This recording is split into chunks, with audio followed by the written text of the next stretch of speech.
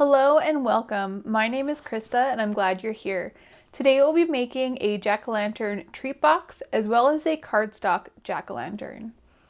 Today I'll be using Lawn Fawn's tiny gift box die as well as the jack-o'-lantern add-on. I'll be cutting my tiny gift box from 110-pound cardstock and just folding along all the little score lines that the die creates. I'm just going to mark with a pencil where I do not want adhesive. If I put adhesive on these two flaps, my box wouldn't open properly. And I'll add adhesive to all the other flaps except the curved flap. All that's left to do to create our box is to fold up the box and meet up the corners and let the adhesive set.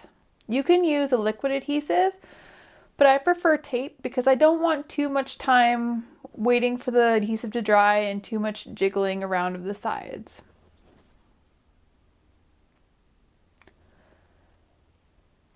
Moving on to the jack-o'-lantern add-on portion, I'll just take them apart with some side cutters and just twisting back and forth the dies. You'll notice that there's only 3 sides to the pumpkin, and that's because we're going to die cut the one side twice. So I'm just making sure that I have enough room on my scrap piece of cardstock before I color it to how I want.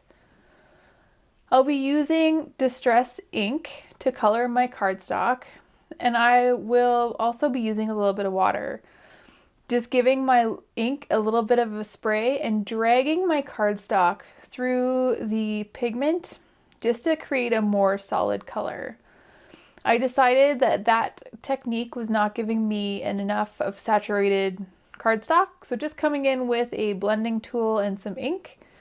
And because my cardstock is a little wet, it will still react with water a little bit. Moving on to our ground espresso, adding a little bit of water and just breaking up that dye with my fingers, or you could also use a paintbrush.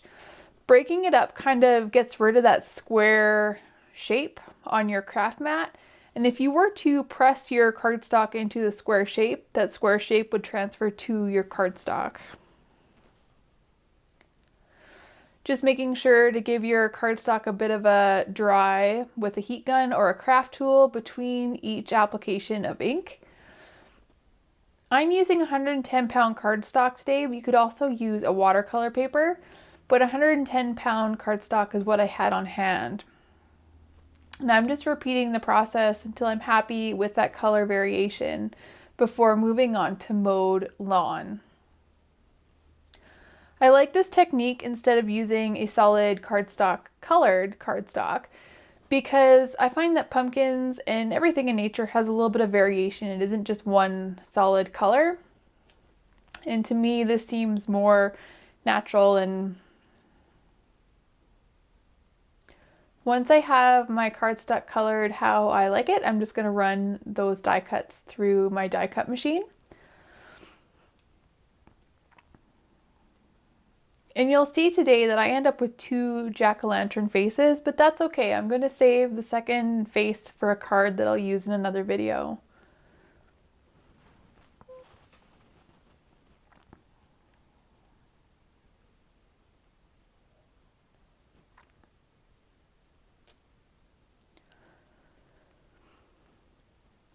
Moving on to coloring my cardstock for my leaves and tendrils, I just quickly ink blended with an ink blending tool, some mowed lawn, and some fossilized amber just to give it a little variation in color. And for the stem, starting with the ground espresso and coming in later with a little bit of mowed lawn just to add that little bit of variation that you find in nature. I'm not using any water to react with these ink blends today, but you could if you chose to. I cut that little small rectangle from a piece of 110-pound cardstock and just coming in with a marker to color it black. You could also choose to color it orange or a light yellow to give the effect that the jack-o'-lantern was lit up. And this little rectangle is what we're going to glue to the back of our face of our jack-o'-lantern. I'm using a liquid adhesive, Tombow Liquid Aqua, in a little precision bottle that I bought from my local craft store. And since I didn't use a colored cardstock, I found that the white on the box was just a little bit too bright and too obvious from what I wanted. So I'm coming in with a little bit of carved pumpkin just to kind of take the edge off the white, not to color it completely except for the top. The top, we don't have a pumpkin die cut to cover up the top, so we have to color the top ourselves or use a colored cardstock. I'm bringing in a little bit of that ground espresso just to add the same variation on the top that we had on the other sides, as well as a little bit of mowed lawn just here and there.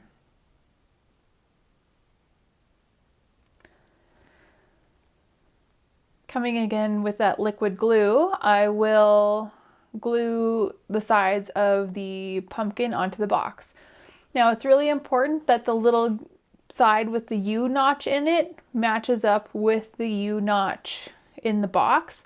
Other than that, you get to decide which side goes where.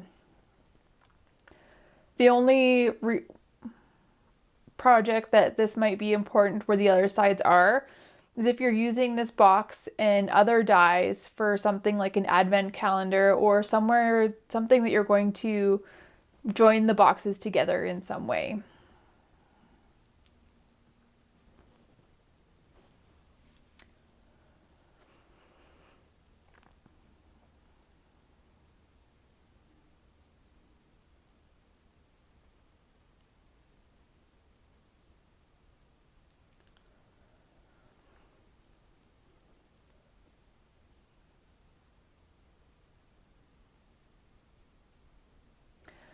Now that I have all 4 of the pumpkin sides onto my little box, the last thing to do is just to make the stem and to decorate it with the stem, the leaves, and the tendrils.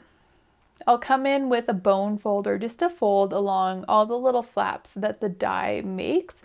You can't really see it in the video, but in real life, they're easy to see. And after you fold up the little folds, it really just kind of wants to come together like a box. After adding a little bit of glue onto the flaps to secure it, you'll have a nice little stem. And you could use a tape, but I find that they're so small that glue is the easiest, for me anyway.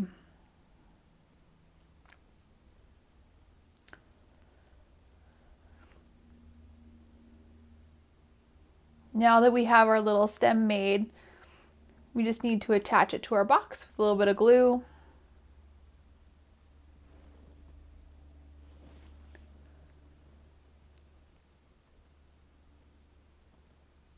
As well as the leaves and the tendrils.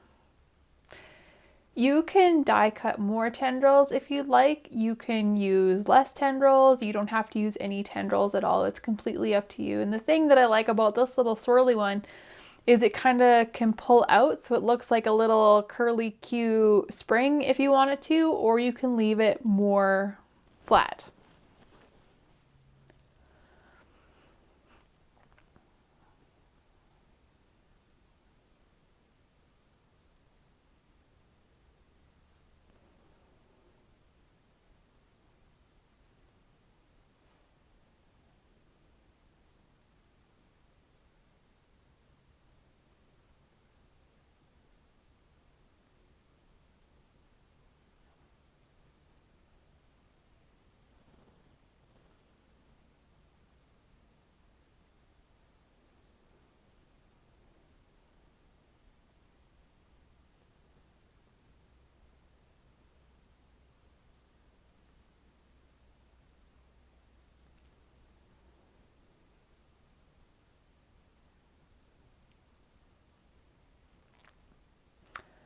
And the last thing to do with our little jack-o'-lantern treat box is just to fill it with a little treat and closing it back up.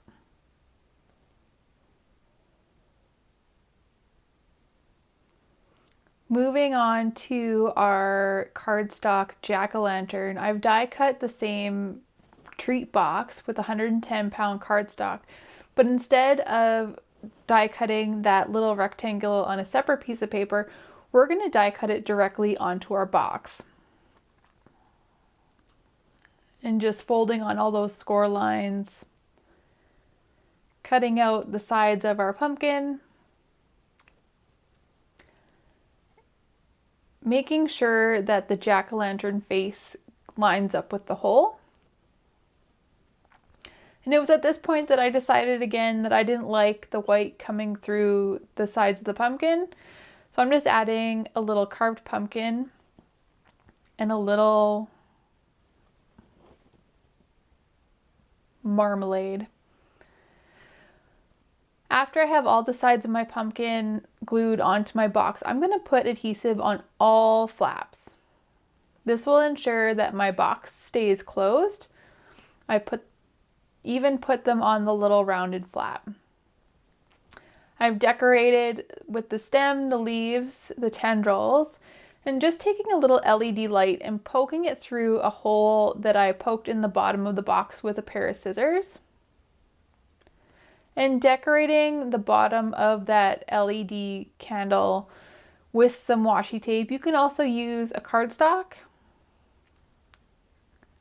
and lighting it up for Halloween. Happy Halloween. Thank you for stopping by. See you next time.